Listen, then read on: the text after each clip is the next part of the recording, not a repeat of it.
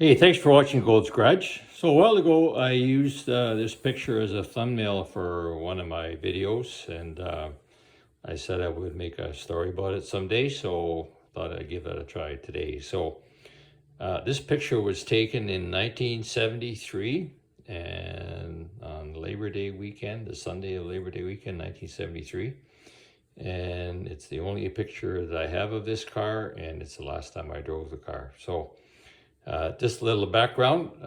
Back then I was into drag racing and it was very popular. This is up in northern raceways in northern Ontario, and just an amateur track, bunch of good old guys who go out and race their stuff on the weekends.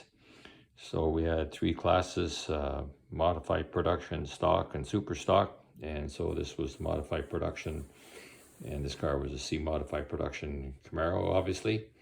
And I'm just going to zoom in on part of the story. You can see all the damage on the front of it, and I'll get back to that in a minute. So once again, it was pretty competitive. This is the first of all, this is not my Z28. It's a different car altogether than the Z28 that I posted videos on before. It's also a 68 Camaro. And it was pretty competitive racing at a local level. And I was involved in the points championship and for modified production. And as many racers know, when you get involved with points, you can get pretty stupid. So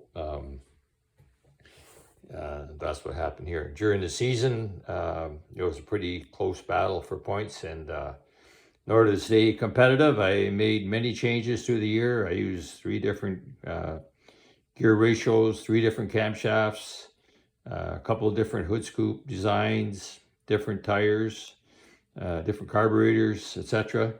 And in order to stay competitive, and just to describe the car a little bit, it's a 350 engine. We actually had Mondello heads, which are pretty good, pretty exotic head back in the day. It had high-rise dual quad manifold 2660 Holleys. We used to go and watch Bill Jenkins race Jack Roush back in the day, and they had those great big carburetors and a big high-rise tunnel ram, so we thought that's what we needed. As it turns out, as you know today, probably one single 4-barrel would have made it go just as fast, but we thought we needed more carburetors instead of less. It also, of course, a manual transmission, 4-speed transmission. I used close ratios and wide ratios to stay competitive. And back then, no electronics to control our RPM, so we launched with attack and shifted with attack at about 7,500 RPM, and full throttle shifting all the time, of course. So you just hope you didn't miss, because you'd have car parts all over the track if you did, because the RPM would just go skyward without rev or some kind of rev control. So it's pretty competitive. And coming towards the end of the season, someone that didn't want me to win the points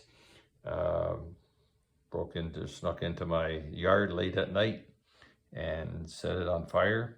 And just by very stroke of good luck, someone was actually up and watching and saw the flames and alerted me, and I got the fire out before it burnt the car right to the ground. But this is a Friday night, racing's on Sunday.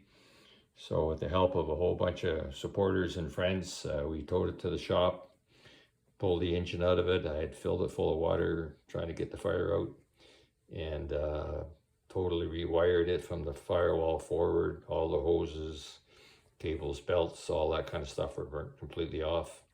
And got it running about 5 o'clock on Sunday morning, towed it to the track, and managed to do okay. We won that race, and that was the last race of the season, so that was the points championship. So I guess it ended well, but it was a pretty expensive week. It just shows you, once again, if you get involved with points, even at an amateur level, it can get pretty crazy. Anyway, never drove this car again, and I never owned a drag racing car again. When I went back to racing a few years later, it was in a round circle track car, and therefore I had not seen a picture of this car even for many years. Somebody fortunately, who had a picture of it, posted it on social media here, and somebody sent it to me a few months ago. So being that's the only picture I have, I certainly cherish the car, cherish the memory, and